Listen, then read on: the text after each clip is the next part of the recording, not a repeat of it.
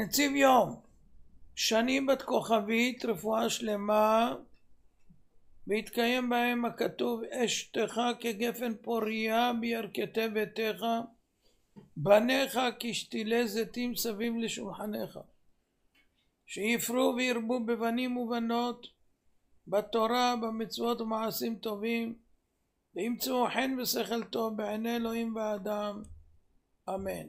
אמן. בלי תפילה לא מקבלים כלום.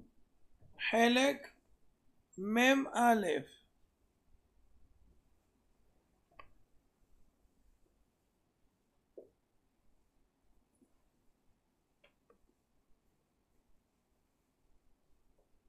הקדוש ברוך הוא שומע תפילה וקרוב לכל קוראיו באמת, וחזקה על תפילה יוצאת מן הלב שתפעל פעולתה בשמיים והיא נשמעת לפני השם. חנה אם שמואל עמדה והתפללה כדי לזכות בבן. הכתוב אומר והיא מרת נפש ותתפלל על אדוני ובכה תבכה. היא מדברת על ליבה, רק שפתיה נעות בקולה לא יישמע. עלי הכהן רואה אותה ויחשביה לשיכורה, ואומר לה עד מתי תשתכרין, הסירי את עינך מעלייך. מה עונה לו חנה? לא אדוני, אישה קשת רוח אנוכי, ויין ושיכר לא שתיתי, ואשפוך את נפשי לפני אדוני. כששומע זאת עלי מיד מפייס אותה, ויען עלי ויאמר לכי לשלום, ואלוהי ישראל ייתן את שאלתך אשר שאלת מעמו. רש"י אומר ייתן את שאלתך בשרה שנתקבלה תפילתה. התפילה כבר התקבלה. שואל הרב הקדוש האם רמז מגור זכר צדיק ברכה את האבא שלו הרב הקדוש אספס אמס זכר צדיק ברכה, איך ייתכן כדובר הזה? בתחילה הוא צועק עליה שהיא שיכורה, אחרי שהיא אומרת אישה קשת רוח אנוכי, מבשר לה שהתקבלה תפילתה. תרץ לו האבא, עלי ראה כאן דבר מפליא מאוד. עומדת אישה מרת נפש, מתפללת אל השם בבוכה, בקולה לא יישמע. בשמיים לא שומעים את קולה, כיסא הכבוד אינו מתנועע.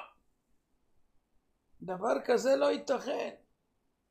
אין כזה דבר שהאדם כאן בוכה בקולו לא נשמע בשמיים. מוכרח להיות אם כן שהיא שיכורה, משהו פה לא תקין. אבל כשהיא ניגשה ואמרה אני לא שיכורה, אישה קשת רוח אנוכי, ואשפוך את נפשי לפני השם, אני מתפללת לפני השם, מיד אמר עלי אם אינה שיכורה, איך זה שקולה לא נשמע בשמיים? מוכרח להיות שכבר התקבלה התפילה, ולכן בישר אותה שנתקבלה תפילתה.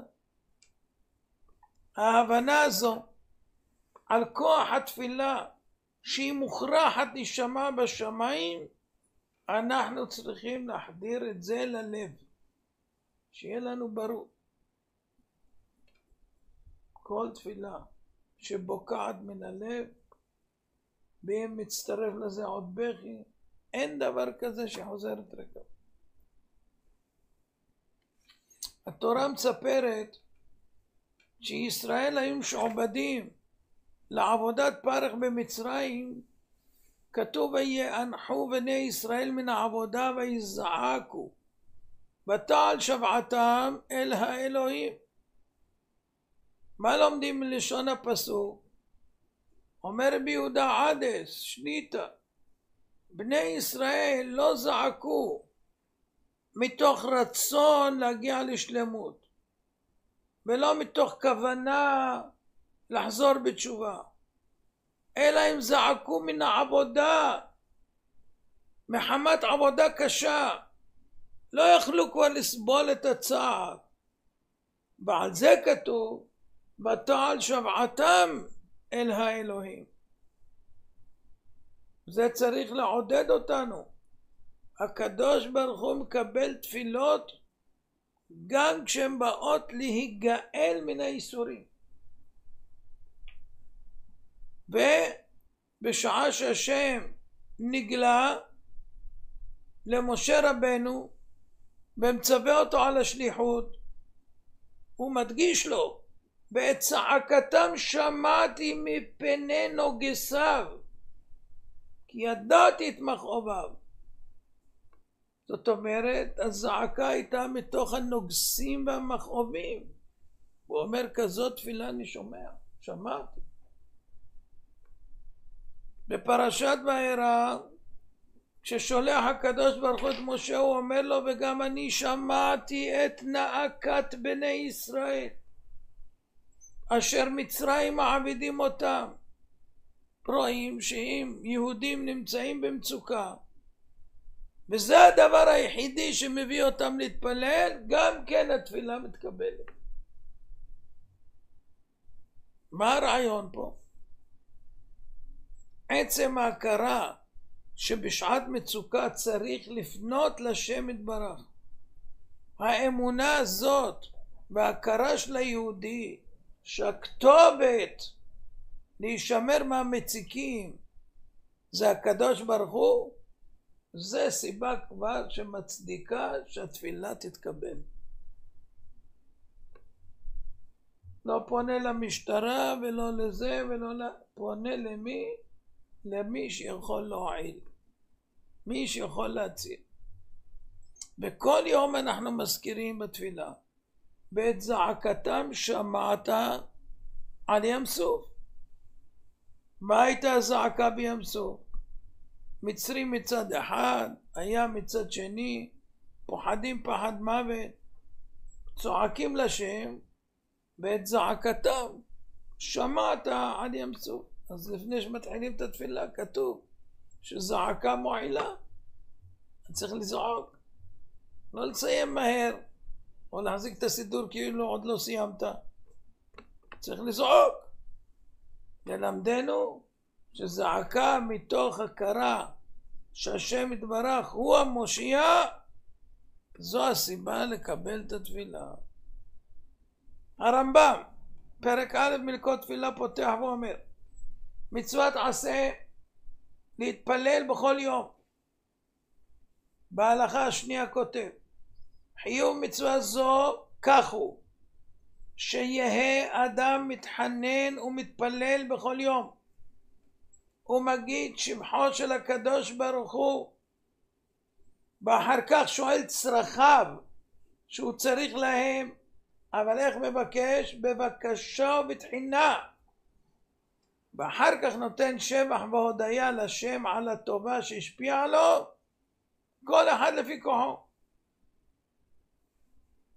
איך אפשר לחייב אדם כל יום לבקש צרכיו? ואם יום אחד הוא מרגיש שאין צורך, כבר קיבל כל מה שהוא צריך, למה הוא צריך חייב כל יום? התשובה, אין לך יום ואין לך שעה שלאדם אין צרכים. בכל רגע הוא צריך לבקש על עצם החיים, על הבריאות, על הפרנסה. בכתובת היחידה זה השם יתברך. ויש פה עוד נקודה, כשאדם שרוי במצוקה אמיתית, תפילה זו יוצאת ממעמקי הלב, וכתוב איזוהי עבודה שבלב, זו תפילה. אז גם זה סיבה שתתקבל. כי אם זה יוצא מהלב, זה מתקבל. אז שתי סיבות. אחת, שיש לנו הכרה ברורה שהכל זה מאת השם יתברך. ודבר שני, זה התפילה שיוצאת מתוך הלב. לא מהשפתיים.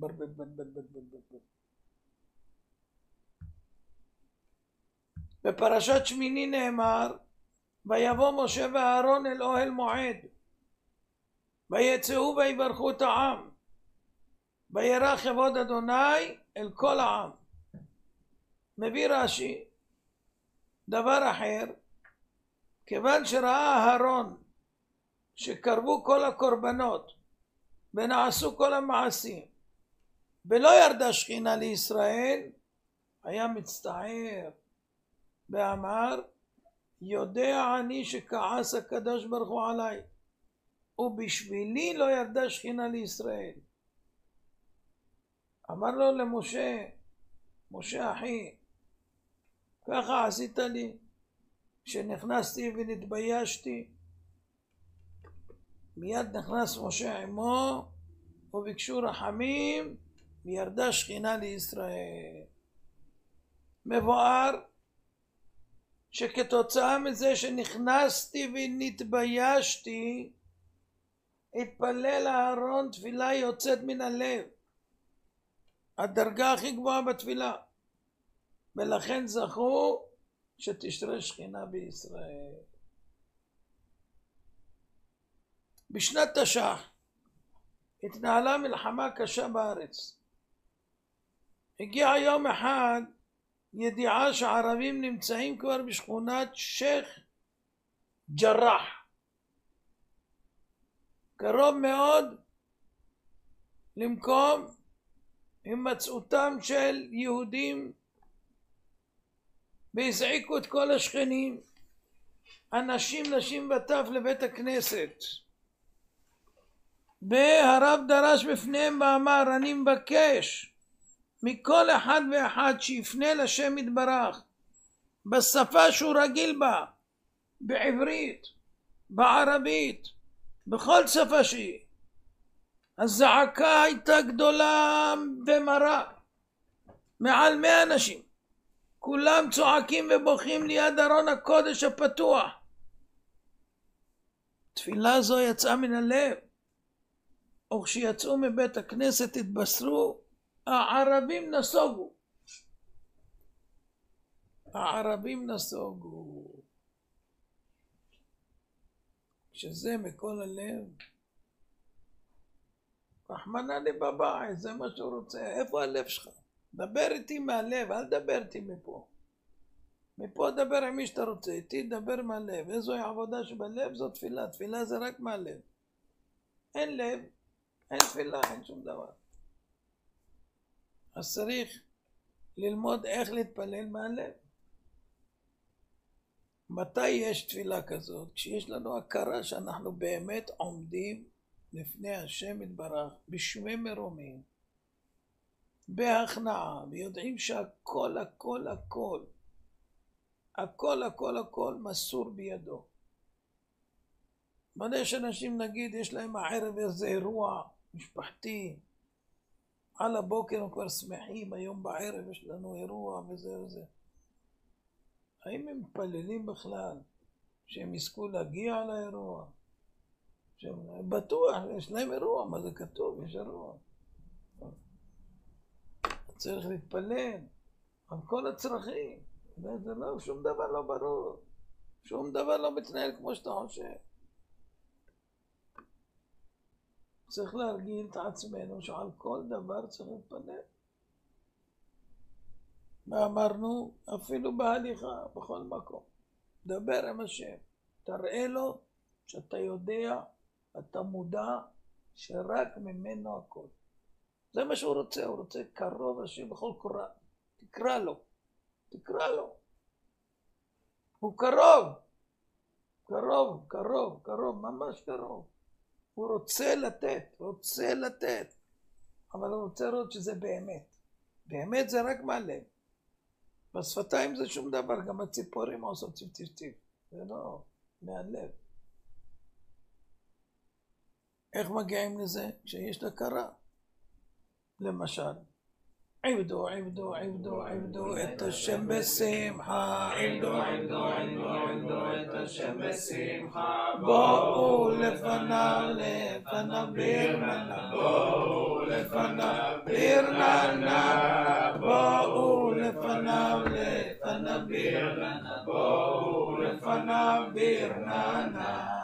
עבדו, עבדו, עבדו, עבדו את השם בשמחה, עבדו, עבדו, עבדו, עבדו את השם בשמחה, בואו לפניו, לפניו ברננה, בואו לפניו ברננה, בואו לפניו, לפניו ברננה, בואו לפניו ברננה.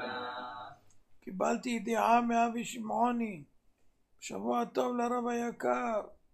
בשבת עשיתי שימוש, ברוך השם, בברכון שחלקו בסעודת השמחה. אני חייב לציין כי הוא ממש נוח ופרקטי לקריאה רציפה.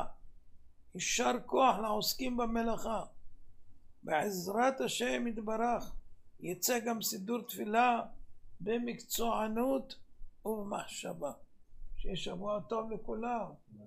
הרי אני מכוון לקיים מצוות חכמים דאורייתא, בשמחה דאורייתא, גומל נפשו איש חסד דאורייתא, כבד את אביך ואת אמך דאורייתא, לעשות נחת רוח לקדוש ברוך הוא, וששפתותיו של התנא הקדוש יהיו דובבות בקבר.